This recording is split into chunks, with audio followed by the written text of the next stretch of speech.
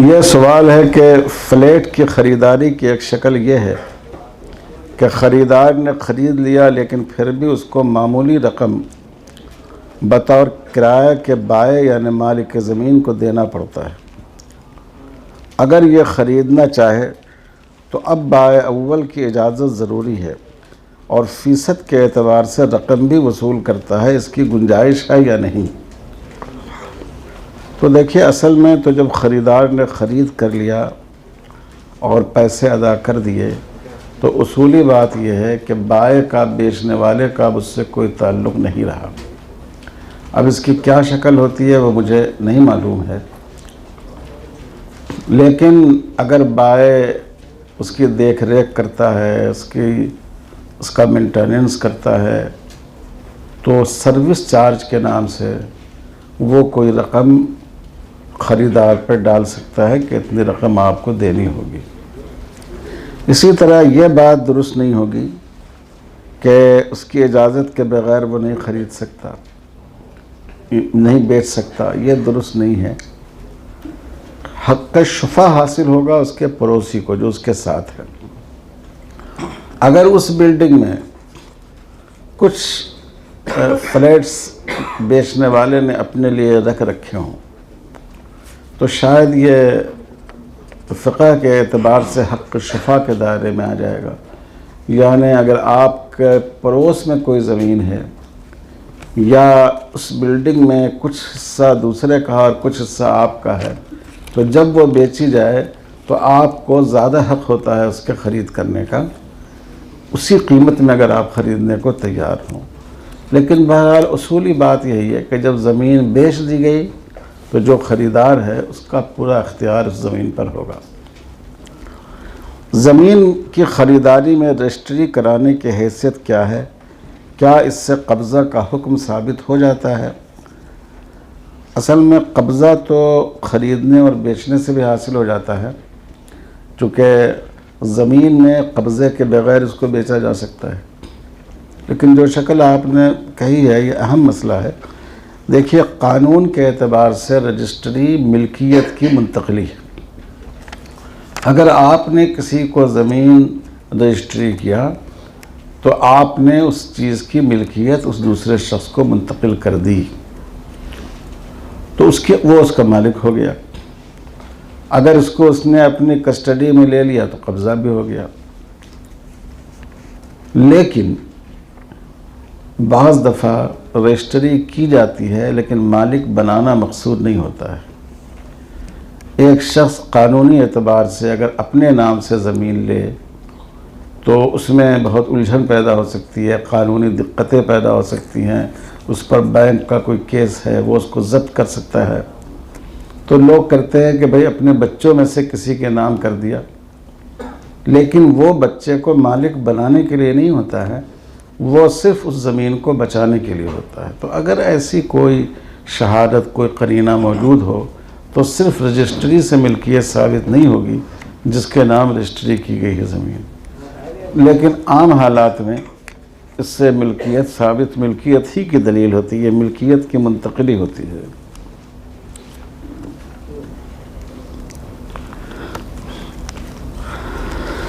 یہ سوال ہے کہ کیا انٹرسٹ کے پیسے کو ٹیکس وغیرہ کی شکل میں دے سکتے ہیں؟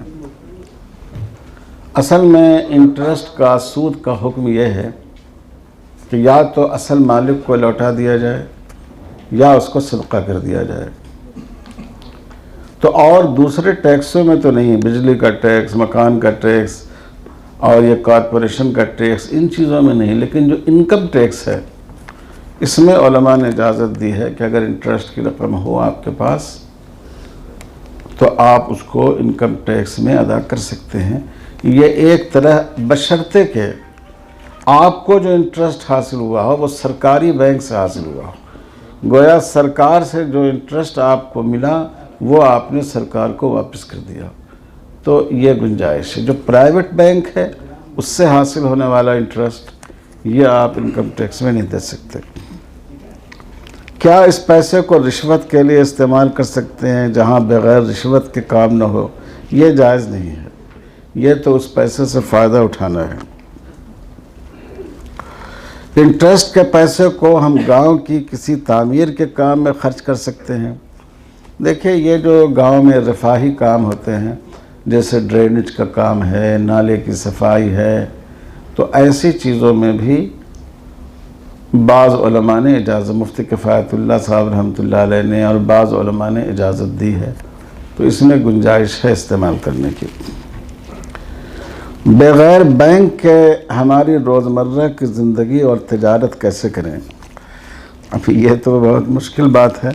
میں تو کہوں گا کہ آپ اسلامی بینک قائم کر لیں تو مسئلہ ختم ہو جائے گا۔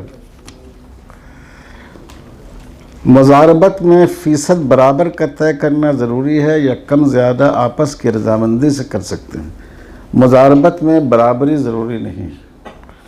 ایسا بھی ہو سکتا ہے کہ سرمایہ دار کا نفع 20% ہو اور محنت کرنے والے کا 80% ہو، اس کے برعکس بھی ہو سکتا ہے، اس میں بہت گنجائش ہے۔ سودی بینک کی ملازمت کا شرعی حکم کیا ہے؟ بعض معاصر علماء نے اس کی آمدنی کو حلال کہا ہے اور اس کی تائید میں فقہی جزیات پیش کی ہیں، یعنی آمدنی کام کے ناجائز ہونے کے باوجود اس کی آمدنی حلال ہے۔ دیکھیں سودی بینک کی ملازمت تو اصل میں ایسی ملازمت جس میں سودی کاروبار، سود کے لین دین یا سودی کاروبار کے لکھنے کی نوبت آتی ہو، جائز نہیں ہے۔ لیکن یہ جو سوال انہوں نے اٹھایا وہ اہم ہے کہ بعض چیزیں ایسی ہوتی ہیں کہ وہ عمل بھی ناجائز ہوتا ہے اور اس سے حاصل ہونے والی آمدنی بھی ناجائز ہوتی ہے۔ کوئی آدمی شراب بیچے تو یہ عمل بھی گناہ ہے اور اس سے جو آمدنی حاصل ہو وہ بھی گناہ ہے۔ اور بعض عمل ایسے ہوتے ہیں کہ جو کسی خاص وجہ سے ناجائز ہوتے ہیں، وہ فی نفس ہی جائز ہے۔ ایک آدمی رقم گن رہا ہے، کیشیئر ہے، آپ کو رقم دے رہا ہے، ایک آدمی حساب لکھ رہا ہے، آپ نے کتنا دیا، کتنا آپ کو ملنا چاہیے، تو ظاہر ہے کہ یہ ایک جائز عمل ہے، لیکن چونکہ اس کے پیچھے سود ہے اس وجہ سے ہم لوگ اس کو ناجائز کہتے ہیں۔ تو اس صورت کا حکم یہی ہے کہ یہ فعل ناجائز ہے لیکن اس کی پوری آمدنی ناجائز نہیں ہوگی۔ تو اس کا مطلب یہ نہیں کہ یہ کرنا چاہیے، فعل کا گناہ ہونا کیا کچھ کم بات تھوڑی ہے۔ شیئر مارکیٹ کے حوالے سے کچھ اصولی بات بتا دیں، اس سلسلے میں کوئی ادارہ ہو جو حلال و حرام کی رہنمائی کرتا ہو تو وہ بھی بتا دیں۔ ہم نے اپنے اس میں سوچا تھا کہ شیئر پر ہو، لیکن وہ بہت لمبا موضوع ہے۔ البتہ تاسیس ایک ادارہ ہے بمبئی کا، تقوی کیا ہے وہ ایڈوائزری بورڈ، میں اس کے یعنی شریعہ بورڈ کا چیئرمین بھی ہوں اور بھی علماء ہیں اس میں، تو وہ ایک حد تک قابل بھروسہ ہیں، ان کے واسطے سے آپ شیئر مارکیٹ سے فائدہ اٹھا سکتے ہیں۔ اگر زید نے پارٹی سے آرڈر لیا اور پیشگی رقم بھی لے لی، ابھی فیکٹری سے مال آیا نہیں ہے لیکن معلوم ہے فلاں تاریخ کو مال آئے گا، کیا یہ صورت جائز ہے؟ تو اس میں یہ کرنا چاہیے زید کو کہ بھئی آرڈر لے لیا، پیشگی رقم لے لی اور کہا کہ یہ جو ہمارا جو یہ ہے بے ہے ہماری، یہ فلاں تاریخ کو مال آنے کے بعد مکمل ہوگی، طے ہے ہم آپ کو دیں گے، لیکن اس روز جب ہم آپ کو دیں گے تو یہ بے گویا مکمل ہوگی۔ تو اگر اس طرح سے بات کی جائے تو پھر یہ جائز ہو جائے گی یہ شکل۔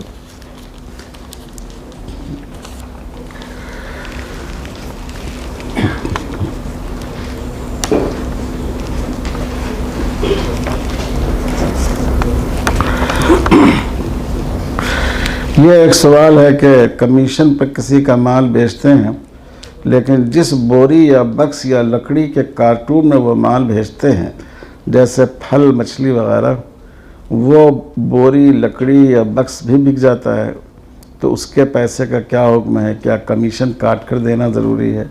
دیکھیے یہ تو آپس کے معاملے پر ہے۔ اگر آپ نے یہ طے کیا تھا کہ یہ سامان اس چیز کے جس میں یہ سامان پیک کیا گیا ہے، ان سب کو ہم بیچیں گے اور اس میں کمیشن ہوگا تو کمیشن سب میں ہوگا، اور اگر وہ اس میں شامل نہیں تھا تو نہیں ہوگا۔ اور اب پانی نہیں کو دے اس میں سے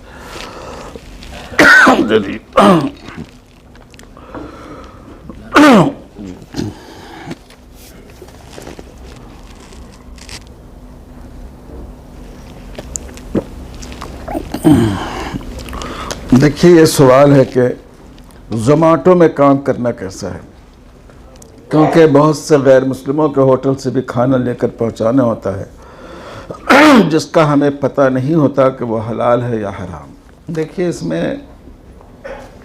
کام کرنا فی نفس ہی جائز ہے، البتہ اگر کسی کے بارے میں یہ معلوم ہو کہ اس میں حرام مال بھی ہوتا ہے تو وہاں کی ڈیوٹی کرنا جائز نہیں ہے۔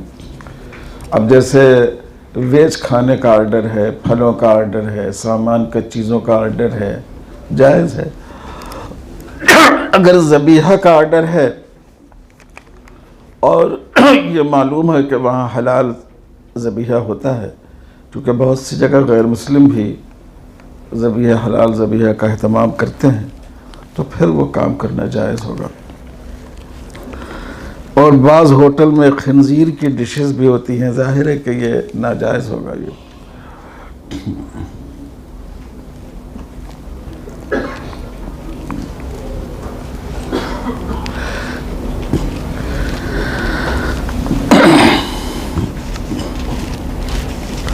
یہ سوال ہے کہ آج کل گھر یا فلیٹ خریدتے وقت بلڈر یہ طے کرتے ہیں کہ اگر متعین وقت میں پیسے کی ادائیگی نہیں ہوئی تو مثلاً 10% سود دینا ہوگا۔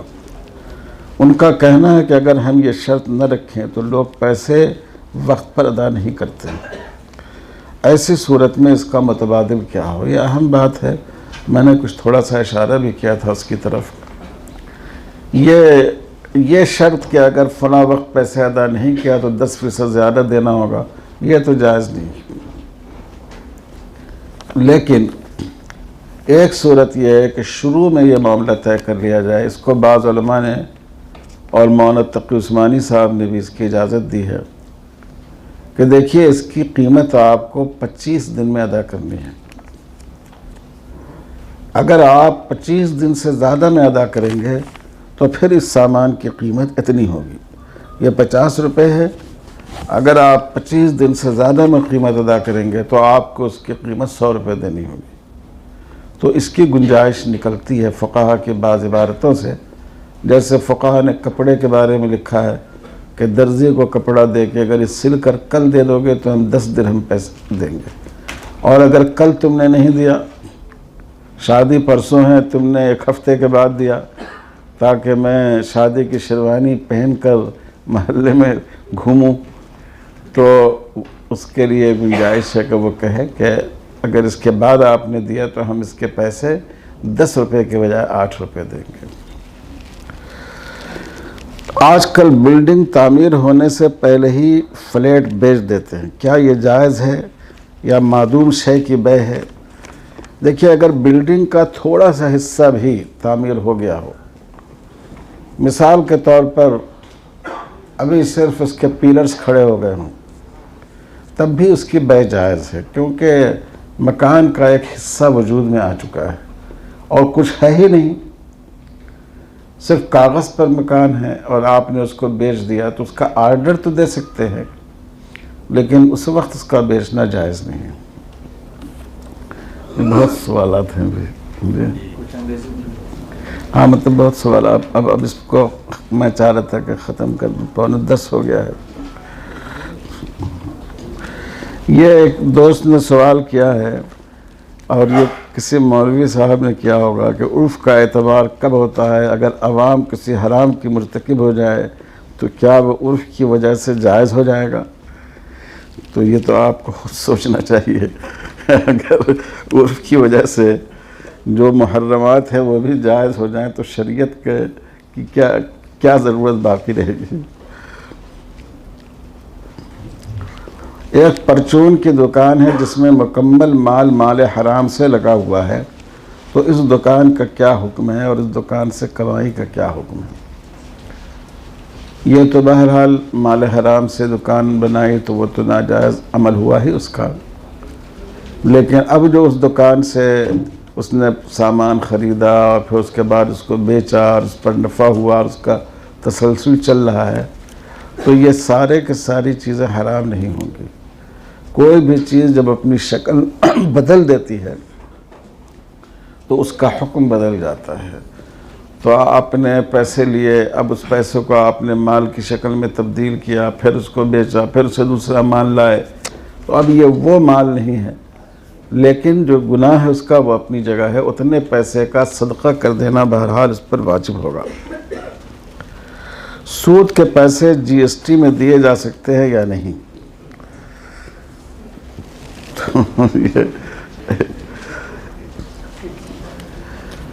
اس میں تھوڑی سی تفصیل ہے اور انشاءاللہ میں بعد میں کبھی تحریری طور پر جواب دے دوں گا۔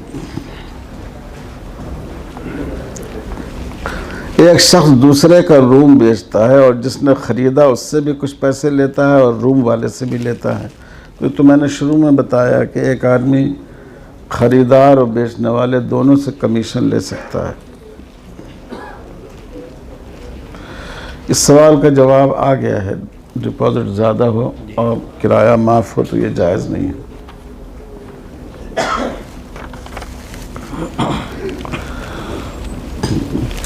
دکان میں آگ لگ جائے، اس سے بچنے کے لیے آگ انشورنس جائز ہے کہ نہیں؟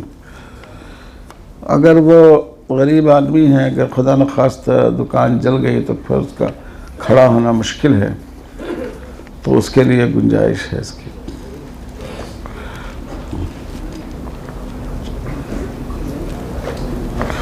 حامد نے سالم سے کہا کہ 1,00,000 روپے میں آپ کو ہر ماہ 1,000 روپے دوں گا، مزید منافع ہونے پر کچھ مہینے کے بعد اضافہ کر دوں گا۔ یہ شکل جائز نہیں ہے، جس میں نفع متعین کر دیا جائے کہ میں اتنا نفع آپ کو دوں گا، تو وہ شکل جائز نہیں ہے، وہ سود کے دائرے میں آ گئی وہ شکل۔ ویسٹ بنگال یہ کون سی کسی کمپنی کا نام ہے؟ اچھا، اس کے قانون کا ذکر ہے کہ مطابق کرایہ دار کو مالک مکان نکال نہیں سکتا، اس لیے کرایہ دار خالی کرتے وقت مکان مالک سے پگڑی کے بقدر روپیہ مانگتے ہیں۔ کیا یہ جائز ہے؟ 20-30 سال پہلے بغیر پگڑی کے آئے تھے، اب خالی کرتے وقت روپیہ مانگتے ہیں۔ یہ جائز نہیں ہے۔ اب آدمی مجبوری میں دے دے تو وہ تو مجبور ہے۔ اب سوالات مت لیجیے۔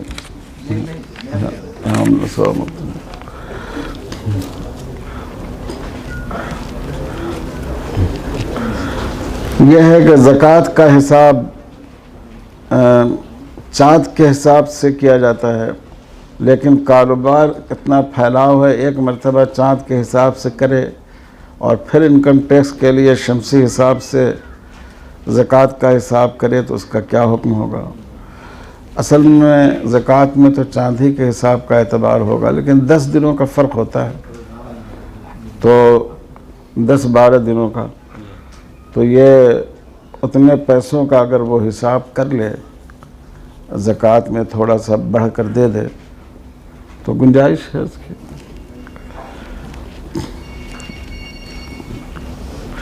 یہ سوال کا جواب آ گیا۔ زکوٰۃ کے حساب کے لیے شیئر کا حساب کس رقم پر کریں؟ مارکیٹ ریٹ پر، جو شیئر کا مارکیٹ ریٹ ہو اس کے لحاظ سے حساب کرنا ہوگا۔ مالک کے اس کی تھوڑی سی وضاحت چاہیے، جی جیسے جو ان کا لگا ہوا ہے شیئر، میں سمجھ گیا، یعنی اس کی 3 قیمتیں ہوتی ہیں۔ ایک قیمت تو وہ ہوتی ہے جو اصل پیسہ تھا، وہ جس میں کمپنی کے شروع ہونے کے وقت، اور ایک وہ ہے جو اس وقت اس کا جو ویلیو ہے اس کے اثاثے کو دیکھ کر، اور ایک وہ ہے جو مارکیٹ میں ہے۔ تو مارکیٹ ویلیو کے اعتبار سے ہوگا، فیس ویلیو اور بک ویلیو کا اعتبار نہیں ہوگا۔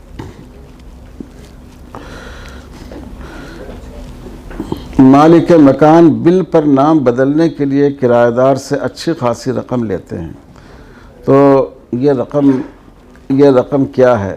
یہ رقم رشوت ہے، یہ جائز نہیں ہے۔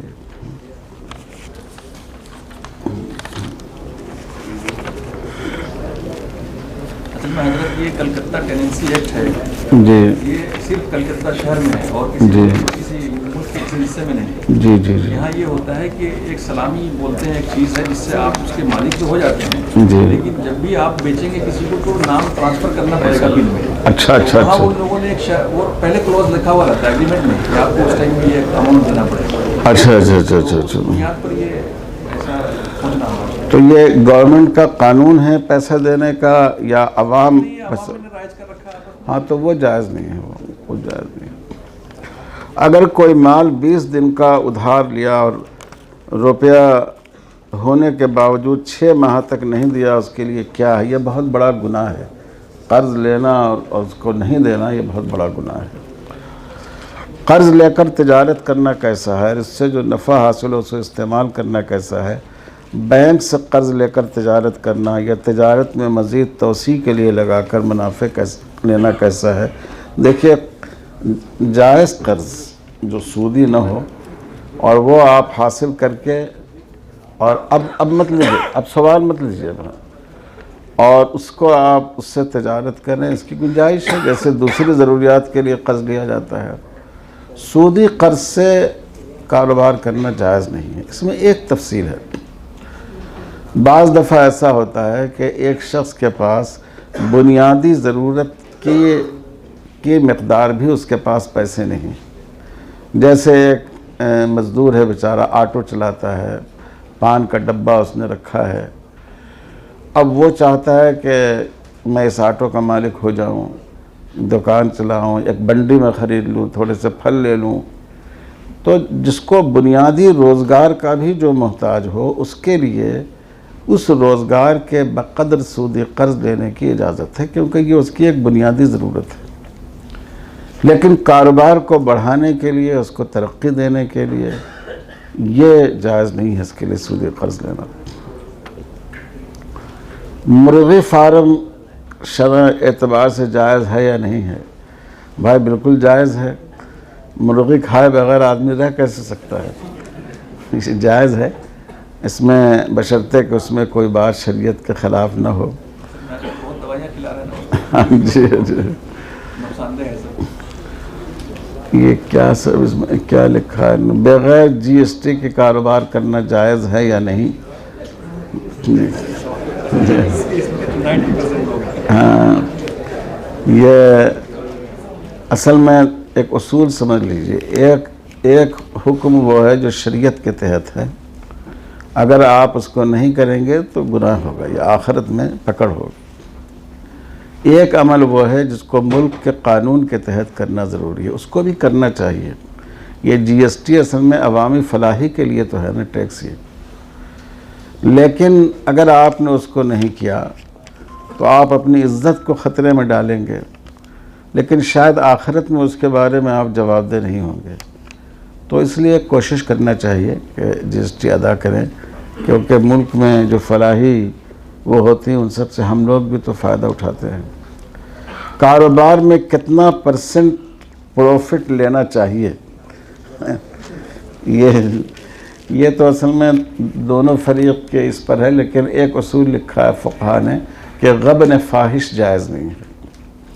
جیسا ابھی کورونا میں ہوا، جس بیڈ کا کرایہ ہاسپٹلوں میں یومیہ 500 روپے ہوتے تھے، اس کا کرایہ 50 یعنی 10 ہزار روپے لیا گیا. جہاں ایمبولینس سے جانے کا کرایہ 200 روپے ہوتے تھے، وہاں 20 ہزار روپے لیے گئے. یہ جائز نہیں ہے. اس کو حضور صلی اللہ علیہ وسلم نے فرمایا بیع مستر، آدمی کی مجبوری سے فائدہ اٹھانا. تو جو قیمت کے دائرے میں ہو، ایک چیز 5 روپے سے لے کر 15 روپے تک بک سکتی ہے. آپ نے 5 روپیہ نہ لے کر 15 روپے میں بیچا تو یہ جائز ہے. لیکن آپ نے 50 روپے میں بیچا کہ یہ آدمی جائے گا کہاں، اس کو لینا ہی لینا ہے، تو یہ گناہ ہے. یہ میڈیسین میں تو کئی 1000% کا معاملہ جی ہاں ہے نا، وہ ہے. کی چیز 200 روپے پرنٹ رہتا ہے. پر وہ ایک الگ بات ہے جو دوا معروف ہے، جو اس پر قیمت لکھی ہوئی ہوتی ہے، لیکن اس میں بھی لوگ استحصال کرتے ہیں نا. اگر مریض پریشان ہے، فوری دوا کی ضرورت، ہاں تو وہ جائز نہیں ہے. اب میرے خیال میں اب اس پر اکتفا کر لیتے ہیں. میں ان سوالات کو رکھتا ہوں اور میں انشاءاللہ کوشش کروں گا کہ اس کے جوابات لکھ کر مفتی مفتی عبد المعز صاحب کو یا جن کو بھی آپ حضرات فرمائیں میں ان کو بھیجنے کی کوشش کروں گا انشاءاللہ. تو جی ہاں، اور وہ شائع بھی ہوتا ہے یہ منصف میں، اسی کو جواب اس میں ہاں جی ہاں اس میں شائع بھی ہو جائے گا. اس میں شائع وہ مجھے لکھنا ہی ہے چونکہ تو اس میں شائع یہ عمر ہیں کیا نہیں ہے تو شائع بھی ہو جائے گا اور اس سے جوابات ہی مل جائیں گے. یہ بھی دے دیجیے. تو بھائی اب اخیر میں دعا کر لیجئے، درود شریف پڑھ لیجئے، دعا کر لیجئے. جو باتیں کہی گئی ہیں اگر اس میں کوئی غلط بات میری زبان سے نکل گئی ہو تو اللہ تعالیٰ مجھے معاف کر دے، اور جو کچھ باتیں آئی ہیں ان باتوں پر اللہ تعالیٰ ہم سب کو عمل کرنے کی توفیق عطا فرمائے، کیونکہ واقعی اس دور میں آدمی کے تقوی اور دینداری کا امتحان معاملات میں. کتنے لوگوں کو آپ دیکھیں گے نماز کے بہت پابند ہیں، ذکر بھی کرتے ہیں، دعائیں بھی کرتے ہیں، بہت اچھی بات ہے، لیکن معاملات میں جا کر وہاں ٹھوکر کھا جاتے ہیں. تو ضرور اس کا اہتمام کرنا چاہیے. اس سے رزق میں برکت ہوتی ہے، اس سے اللہ کی رحمت متوجہ ہوتی ہے، اس سے اولاد کو اللہ تعالیٰ صحیح رویے اور سلوک پر قائم رکھتے ہیں. اللہم صلی علی محمد وعلی آلہ وبارک وسلم. ربنا ظلمنا انفسنا وإن لم تغفر لنا وترحمنا لنكونن من الخاسرين. اللهم اكرمنا ولا تهنا وزدنا ولا تنقصنا وآتنا ولا تحرمنا وانصرنا ولا تنصر علينا. اللهم اكفنا بحلالك عن حرامك واغننا بفضلك عمن سواك. اے اللہ ہم سب کے گناہوں کو معاف کر دیجیے. اے اللہ ہم سب کو اتنی حلال عزت والی کشادہ رزق عطا فرمائیے کہ ہم حرام سے بچ جائیں. اے اللہ گناہوں سے بچنے کو آسان فرما دیجیے. اے اللہ ہماری نسلوں میں بھی کسب حلال کا اثر پیدا فرمائیے.